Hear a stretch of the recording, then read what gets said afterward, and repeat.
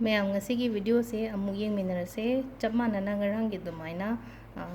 1 2 3 ko card number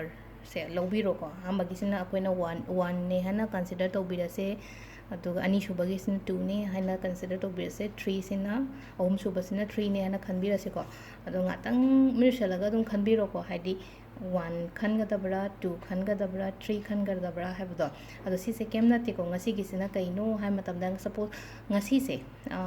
ngasi haraga yumja gaisa numit se haide ai thaba ama chatoine ai thabo se oigadra oiroidra haibagi sige numti gi reading ni ko ai na se mi se haidi ngarang su haipet hai hap khare na handage na sum si se hap ke na hap ani ngambra yenge at least ai na ngammi ma khai di dum try tawraga hap ke na khan mene si siga akhoi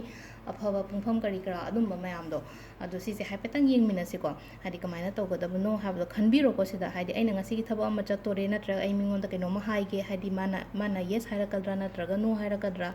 aduga aina chatori ba thabak se mangol oigadra oiroidra haibna chingba ado amamam tawra tawra tapna hangbira se ko si se card number ahamba number 1 se lokthok pira se ko 1 se no haina la ko 1 khanba mi gi di khatang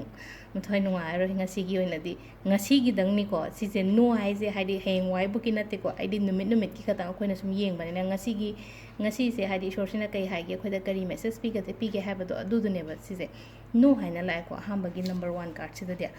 aduka number 2 khanba mi ngai gi yes hadi number 2 khanba mi ngai gi di hadi nang gi thabak to hadi oiba ya bagi chances yamna lai ko ngasi se hadi nang na chatoriba nang na keno toriba ma'am do aduka number 3